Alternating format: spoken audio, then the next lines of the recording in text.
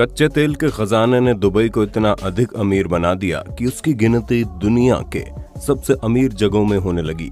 लेकिन दुबई को मालूम था कि उसकी अमीरी तभी तक है जब तक उसके पास कच्चे तेल का भंडार है। यही वजह है कि दुबई ने पैसे कमाने के लिए विकल्पों को ढूंढने की कोशिश की और उसने टूरिज्म को बढ़ावा देने के लिए समंदर में पैर पसारना शुरू कर दिया। दुबई ने अपने समुद्री इलाके में ऐसे ऐसे मानव निर्मित आइलैंड बना दिए जिसे देखकर आज पूरी दुनिया हैरान है और उन आइलैंड को देखने और उन पर बसने के लिए पूरी दुनिया भर से लोग आते रहते हैं। इन्हीं आइलैंड में से एक है दुबई में बना दुनिया का सबसे बड़ा मैनमेड आइलैंड पाम जुमेराह, जहां एक छोटे से विला को खरीदने के लिए शाहरुख खान ने 200 करोड़ से भी ज्यादा खर्च कर दिए। लेकिन दुबई ने जो किया उसके लिए प्रकृति ने उसे बदला लेना शुरू कर दिया है। दुबई ने जो प्रकृति के साथ भयंकर छेड़खानी की है, प्रकृति अब दुबई से उन सारी छेड़खानियों का जवाब लेना शुरू कर दी है। और आज इस वीडियो में आपको बताएंगे कैसे समुद्र की छाती पर चढ़कर दुबई ने समुद्र की जमीन को हड़पना शुरू किया था और अब किस तरीके से समुद्र ने दुबई से अपनी सारी जमीन वापस लेना शुरू कर दिया है। आज का ये वीडियो आपके लिए बहुत ही इंफॉर्मेटिव होने वाला है, वीडियो अंत तक जरूर देखिएगा। सबसे पहला सवाल तो ये है कि दुबई को इस तरह के आइलैंड बनाने की जरूरत क्यों पड़ी। दोस्तों, ये तो आप जानते हैं कि खाड़ी देशों के पास जितना भी पैसा है उन सभी पैसों का एकमात्र सोर्स सिर्फ और सिर्फ उनके पास मौजूद कच्चा तेल यानी कि पेट्रोलियम है। एक तरफ धरती के ऊपर मौजूद कच्चे तेल का भंडार धीरे धीरे खत्म हो रहा है, तो वहीं दूसरी तरफ ट्रांसपोर्टेशन सिस्टम अब पेट्रोल और डीजल को छोड़ इलेक्ट्रॉनिक के पीछे भाग रहा है। न जाने कितने ऐसी कंपनियां जो इलेक्ट्रॉनिक कार और बाइक को सड़क पर उतारना शुरू कर दिया है। ये सब देखते हुए दुबई को इस बात की समझ आ गई थी कि समय रहते अगर उसने अपनी कमाई के लिए किसी और विकल्प को नहीं ढूंढा तो वो दिन दूर नहीं जब दुबई की गिनती फिर से किसी गरीब जगह के रूप में होने लगेगी। दुबई ने बहुत अच्छे तरीके से सोचा और उसे एकमात्र तरीका यही समझ में आया कि क्यों ना दुबई को दुनिया का सबसे बेहतरीन टूरिस्ट स्पॉट बना दिया जाए। एक ऐसी जगह जहां से पूरी दुनिया भर के लोग छुट्टियां मनाने या फिर घूमने के लिए आना पसंद करें।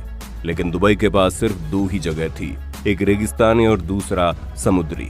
दुबई ने पूरी दुनिया से अलग सोचते हुए रेगिस्तानी जमीन को छोड़कर अपने समुद्री इलाकों का इस्तेमाल करने का सोचा और 1990 के दशक में ही समुद्र के ऊपर मानव निर्मित आइलैंड बनाने की प्लानिंग कर ली। समुद्र की लहरों के बीच इंसानों के रहने के लिए किसी द्वीप को बनाना कोई छोटा मोटा काम नहीं था। इसके लिए दुनिया के सबसे बेहतरीन इंजीनियर्स की टीम को इस प्रोजेक्ट में शामिल किया गया। आपको जानकर हैरानी होगी कि समुद्र के बीचों बीच बने इतने भारी भरकम आइलैंड के नींव को मजबूत बनाने के लिए किसी भी तरह के स्टील या फिर कंक्रीट का इस्तेमाल नहीं किया गया है। इंजीनियर की टीम ने इस द्वीप का आधार रेत और चट्टानों के साथ बनाया है और ये वही चट्टानें हैं जो हमारे मध्य प्रदेश के छतरपुर में पाई जाती हैं, जिसे हम ग्रेनाइट के नाम से भी जानते हैं। दरअसल जब पाम जुमेराह को बनाने का फैसला लिया गया तब विशेषज्ञों ने भी ये कहा कि पाम आइलैंड की नींव के लिए ऐसे पत्थरों का उपयोग किया जाएगा जो पत्थर पानी में भी कभी खराब ना हो। जिसके बाद इंजीनियर्स ने पूरी दुनिया भर में ऐसे पत्थरों को ढूंढना शुरू कर दिया। दुनिया के कोने कोने से पत्थरों के सैंपल दुबई पहुंचने शुरू हो गए, लेकिन अधिकतर देशों से आए हुए चट्टानों और पत्थरों के सैंपल को फेल कर दिया गया। उनमें से कोई भी पत्थर ऐसा नहीं था जो सैकड़ों साल तक पानी की मार को झेल सके। जिसके बाद हिंदुस्तान के मध्य प्रदेश के छतरपुर जिले के पत्थरों के सैंपल को भी पाम आइलैंड के लिए दुबई में भेज दिया गया। आपको जानकर हैरानी होगी कि छतरपुर वाले पत्थरों को वहां के इंजीनियर ने पहले टेस्ट में ही पास कर दिया। जिसके बाद दुबई ने भारत से ग्रेनाइट पत्थरों को मंगवाना शुरू कर दिया। उसके तुरंत बाद छतरपुर में दुबई के उस भारी भरकम डिमांड को पूरा करने के लिए पत्थरों की कटाई शुरू हो गई और जब सभी पत्थर पूरी तरह से तैयार हो गए हैं तब उन पत्थरों को छतरपुर से सबसे पहले गुजरात में भेजा गया। उन पत्थरों का आकार 25 से 30 फीट था और हर एक पत्थर का वजन 35 से 40 टन का था। यही वजह है कि इतने अधिक मात्रा में पत्थरों को सिर्फ गुजरात तक पहुंचाने में ही 2 महीने से ज्यादा का वक्त लग गया था। जिसके बाद गुजरात के बंदरगाह से जहाज के द्वारा उन पत्थरों को दुबई तक पहुंचाया गया। जिसके बाद उन्हीं ग्रेनाइट के पत्थरों से पाम आइलैंड की नींव को रखा गया और पाम आइलैंड आज भी छतरपुर जिले से भेजे गए ग्रेनाइट के पत्थरों की नींव पर ही टिका हुआ है। जब पाम आइलैंड का नींव तैयार हो गया तब शुरू हुआ उसमें रेत भरने का सिलसिला। आपको जानकर हैरानी होगी कि दुबई खुद रेत के टीले पर बसा हुआ है। इसके बावजूद भी पाम आइलैंड को बनाने के लिए रेत को कहीं और से मंगवाया गया। इंजीनियर्स का कहना था कि दुबई में जो रेत मौजूद है वो पानी में घुल जाती है और इतने बड़े आइलैंड को दुबई में मौजूद रेत के द्वारा कभी भी पूरा नहीं किया जा सकता। जिसके बाद फारस की खाड़ी से रेत निकालने का फैसला किया गया और फिर 120 मिलियन क्यूबिक मीटर रेत को फारस की खाड़ी से बाहर निकाला गया। फारस की खाड़ी से रेत निकालने के बाद संयुक्त अरब अमीरात के हजारों पहाड़ों से 70 लाख टन से ज्यादा पहाड़ी चट्टानों को खोदकर निकाला गया। यानी कि 120 मिलियन क्यूबिक मीटर रेत और 70 लाख से भी ज्यादा चट्टानों को भरकर समुद्र के भीतर एक जमीन तैयार कर दी गई। आसान शब्दों में कहें तो ये चट्टानें और रेत इतना अधिक हो गया कि पूरी पृथ्वी की गोलाई पर 2 मीटर ऊंची दीवार 3 बार बनाई जा सकती है। इंजीनियर्स बताते हैं जब इस द्वीप का निर्माण शुरू हुआ तो सबसे पहले 11 किलोमीटर लंबा इसका चांद जैसा आउटर बनाया गया ताकि अंदर का पाम आइलैंड समुद्र की लहरों और तेज हवा को बर्दाश्त कर सके। और जब आइलैंड बनना शुरू हो गया तो इंजीनियर सैटेलाइट के द्वारा इसकी तस्वीरों को देखते थे कि आइलैंड ठीक से बन रहा है या फिर नहीं। वे सभी लगातार उस आइलैंड पर सैटेलाइट के द्वारा नजर रखते थे ताकि इस द्वीप के आगे वाले हिस्से का निर्माण सही से किया जा सके, क्योंकि अगर जरा सी भी गलती हो जाती तो उस गलती को सुधारना बहुत ज्यादा मुश्किल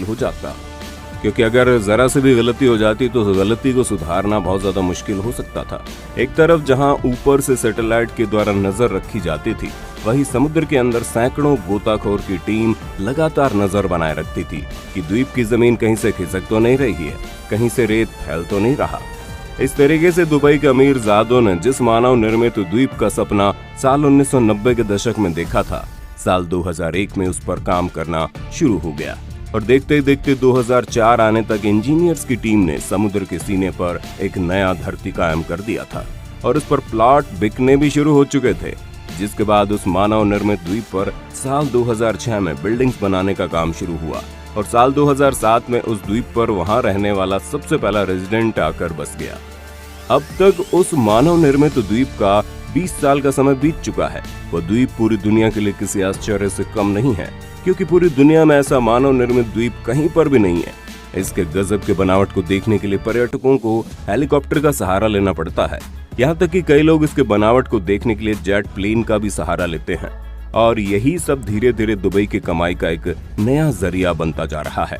हाल ही में पाम आइलैंड को बनाने वाली कंपनी ने वहां पर 52 मंजिला इमारत को भी तैयार किया है ताकि कम बजट में हेलीकॉप्टर या फिर जेट प्लेन के बिना भी ऊंचाई से पाम आइलैंड का नजारा लिया जा सके।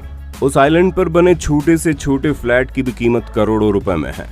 लेकिन दुबई ने प्रकृति के साथ जो छेड़छाड़ की है, इसका बुरा असर दिखना शुरू हो चुका है। एक तरफ दुनिया की आबादी तेजी से बढ़ रही है और लोग अच्छी जिंदगी जीने के लालच में शहर की ओर भागे जा रहे हैं। शहर की आबादी लगातार बढ़ती जा रही है और ऐसे में सबसे बड़ी समस्या उन शहरों के सामने खड़ी हो रही है जो समुद्र के किनारे बसे हैं। लेकिन नई टेक्नोलॉजी डेवलप होने के बाद इंसान के लिए समुद्र कोई समस्या नहीं, बल्कि एक नया विकल्प के तौर पर उभर गया है। दुनिया भर के अमीर शहर अब समुद्र के सीने पर इंसानों का अड्डा बसाना शुरू कर दिए हैं। इंसान ने समुद्र की जमीन को छीनने का काम तब से शुरू कर दिया है जब से उसने बंदरगाह बनाना सीखा है और अब लगातार मिट्टी, रेत, कंकड़, पत्थर डालकर समुद्र की जमीन को इंसानों के द्वारा कब्जा करना जारी है। मगर अपनी जरूरतों के लिए समंदर को चुनौती देने वाले इंसान दुनिया भर के कई जीव जंतुओं की जिंदगी के लिए एक मुसीबत खड़ा कर दिया है। कई विशेषज्ञों का कहना है कि समंदर में इंसानों ने जब से दखल देना शुरू किया है, उसके बाद से कई समुद्री जीव विलुप्त होने के कगार पर पहुंच चुके हैं। यहाँ तक ऐसे जीव जंतु जो बहती हुई नदियों के मुहाने पर रहते थे, उनमें से कई जीव तो पूरे तरीके से गायब हो चुके हैं। इतना ही नहीं, खुद इंसान भी अपने इस गलती का खामियाजा भुगतने वाला है, क्योंकि मिट्टी और रेत डालकर समंदर की छाती पर जो जमीन तैयार की जा रही है, उसकी बुनियाद बहुत ही कमजोर है। उसमें इतनी ताकत नहीं है कि समंदर की तेज लहरों को ज्यादा समय तक बर्दाश्त कर पाए। दुबई का पाम आइलैंड भले ही कितने ही जतन से क्यों न बनाया गया हो, लेकिन ये लगातार पानी में डूबता जा रहा है।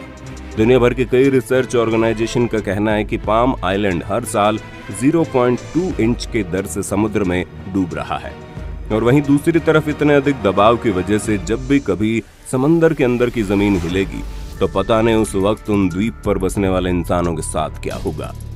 दोस्तों, ये जानकारी आपको कैसी लगी और इंसानों के द्वारा समुद्र के ऊपर बनाए गए आइलैंड को लेकर आप क्या सोचते हैं?